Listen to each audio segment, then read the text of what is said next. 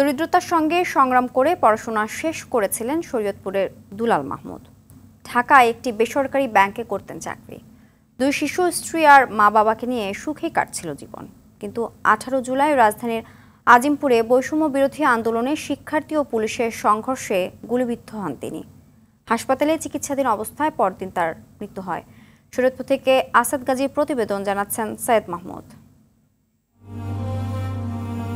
বৃদ্ধ বাবা মায়ের সুখের আশায় যে জমিতে পাকা ঘর বানানোর স্বপ্ন ছিল, সেখানেই চিরনিদ্রায় দুলাল। তার মৃত্যুতে শোকের ছায়া নেমে এসেছে শরীয়তপুরের জাজিরা উপজেলার চৌকিদারকান্দি গ্রামে।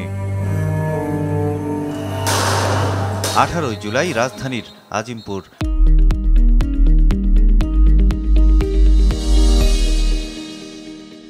ব্যাংকের কাজ শেষে কারণ বাজার থেকে এ পথ ধরেই বাসায় ফিরছিলেন দুলাল।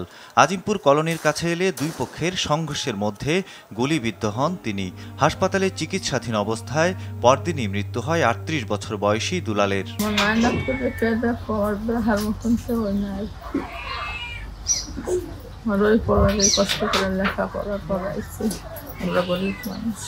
স্বজন ও প্রতিবেশীরা জানান, পড়াশোনার খরচ জোগাতে দুলাল একসময় ভ্যান চালাতেন, ছিলেন কৃষকও। দুবেলা পেট ভরে খেতে ছিলেন লজিং। 13 বছর আগে ব্যাংকে চাকরি হবার পর থেকে সচ্ছলতা আসে পরিবারে, তবে সেই সুখের সংসার এখন আর নেই। আমাকে এই ধরনের কোনো পরিস্থিতি নাই। আমার বাড়ি আমরা দেখি, আমরা হলো কৃষক, ভ্যান চালাইয়া খাই। আমাকে দেখার আমাকে কেউ জান যে সরকার যদি একটু দয়া করে দিকে বাচ্চা দুটা দিয়ে আর বাপ মা মিলতে চাইতো।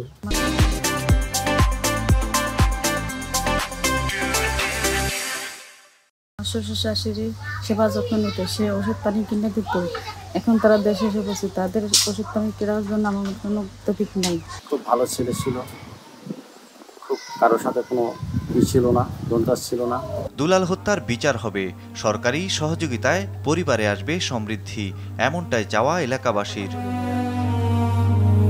সৈয়দ মাহমুদ, RTV।